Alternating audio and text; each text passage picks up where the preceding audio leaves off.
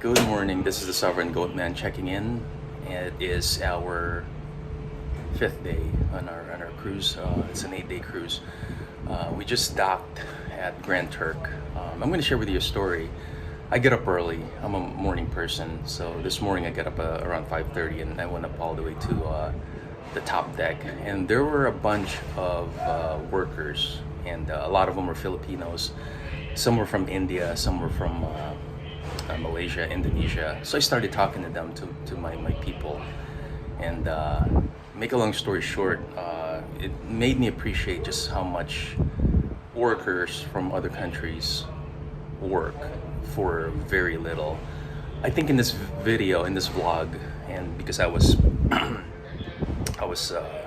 inspired to do a vlog on not just on this vacation, but on the workers that work in these ships.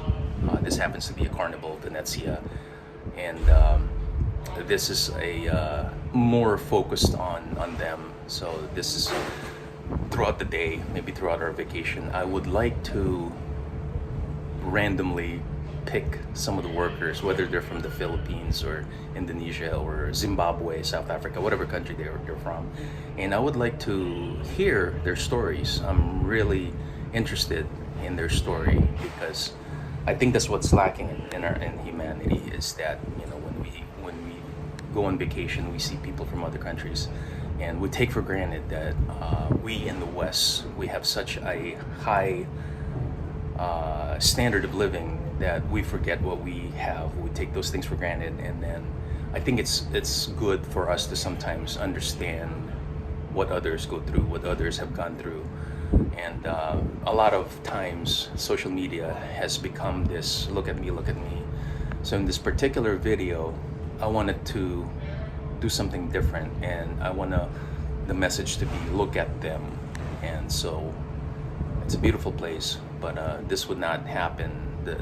This vacation, this wonderful vacation, would not happen without the amazing workers from all over the world that support this. Now again, I am a free market capitalist. I embrace free market capitalism.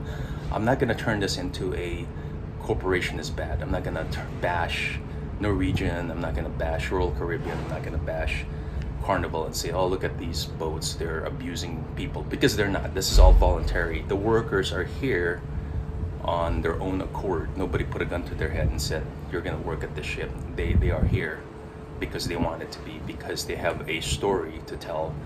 And I want to share those stories with the rest of the world. And I'm actually looking forward to randomly picking some people and say, hey, you know, okay, do you have a minute? Let's chat.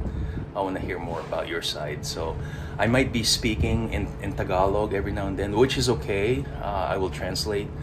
But I look forward to how this is going to turn out. It could become a shit show. It could become something that opens up the heart of humanity, because that's something that is lacking. So with that, I'll see you around. Okay, bye-bye. It's okay. Good morning, guys. This is the Sovereign Goat Man checking in. So the time is now, it's really early in the morning. And thankfully, one of the things I learned in the Army is how to be a morning person. And a couple of days ago, I was walking around the ship and I met some of my kababayans, my fellow Filipinos. And this is one of those fine gentlemen. His name is Fernan. He's from the islands of the Philippines. So we're just gonna chat. Yeah. Say hello, Fernan, to my friends. Hello. Morning, Yeah. good morning, guys. Yeah. I'm gonna speak Tagalog, and I told him, please speak Tagalog too, because, you know, pareho kami Pilipino. Siyempre proud na proud kami sa heritage namin. Kaya mag-interview ako, tapos tatanungin ko sa mga tanong. I-translate ko rin sa English, kaya I might be speaking in both Filipino and Tagalog. So, yeah. So, salamat sa time mo, Fernan, ha? Salamat sa iho. Yeah.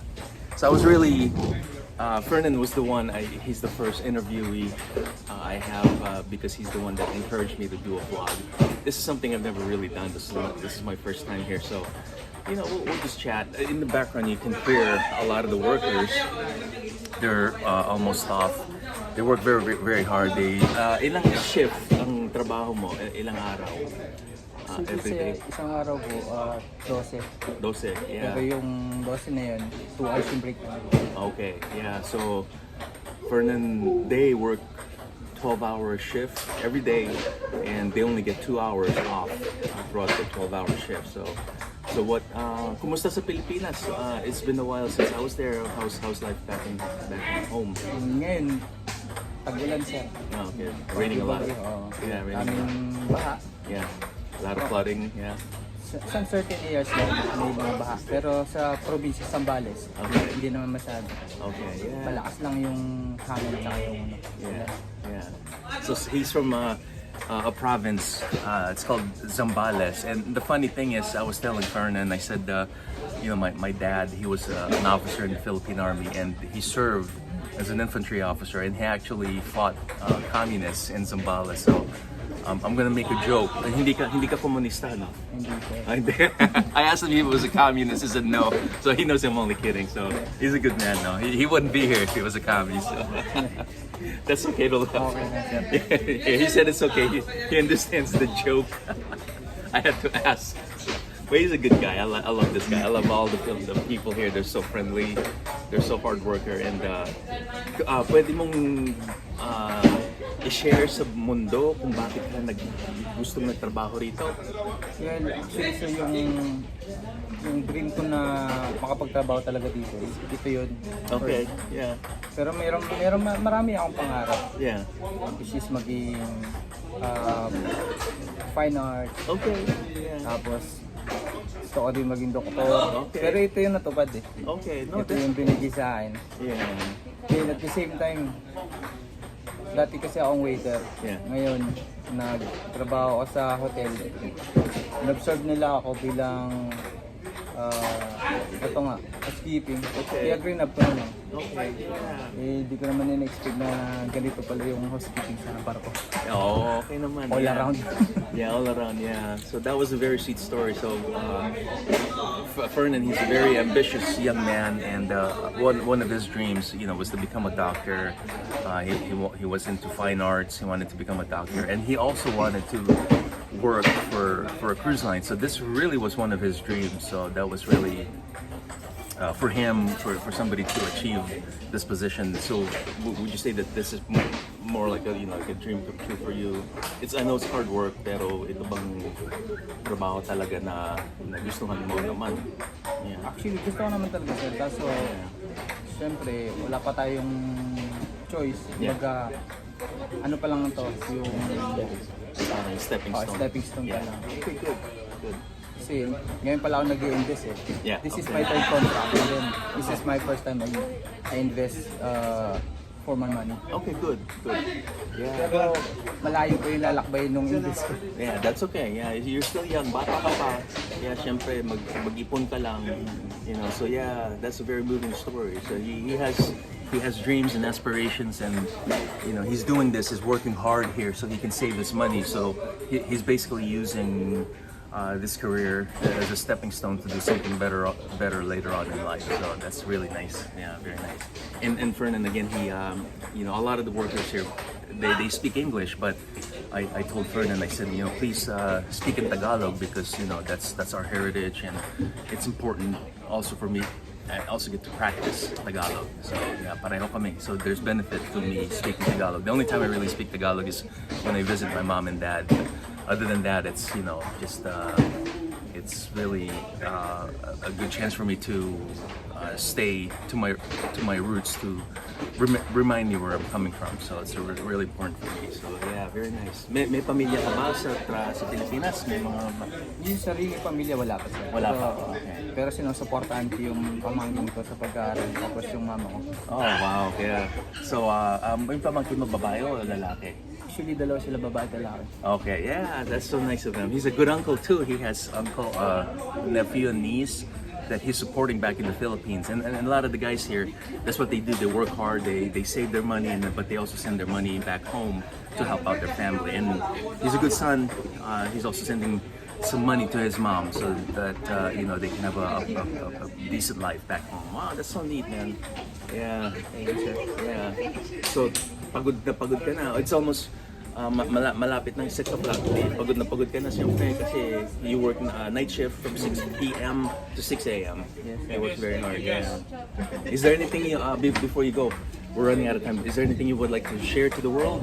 Whatever you would like to share to the world? Siguro ano lang, kung ano yung opportunity na meron ka, grab mo lang ng grab kasi marami pa namang proseso yun. Yeah.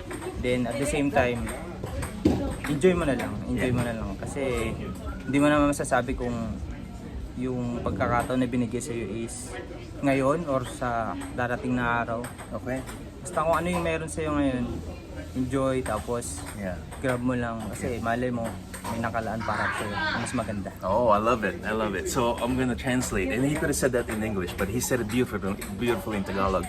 I asked him if there's anything he would like to share to the world, and he said that if there's any opportunities that's right in front of you, go ahead and grab it and enjoy it. But don't stop dreaming, because sometime down the road you don't know what the good Lord has for you in the future. So whatever you have right now, grab it, enjoy it, and then keep dreaming. And then sometime down the road, be hopeful that something better will come up. So with that, we're actually he's time. He's gonna sleep now. So he has to sleep now. So he can continue to do a good job. So Fernan, maraming salamat sa mga time mo ha. Thank you, sir. I really appreciate this. And again, he was the one that encouraged me to do this vlog during the trip. So I figured, I'm gonna talk to him first. So thank you so much, my friend. Yeah, salamat. Thank you, Sir Joel. Salamat. Sige. Malay Bye-bye. niyo bukas ulit. Sige, bukas ulit. Tomorrow again. All right. Bye-bye. Thank you, bye-bye guys. Yeah. Salamat. Thank you.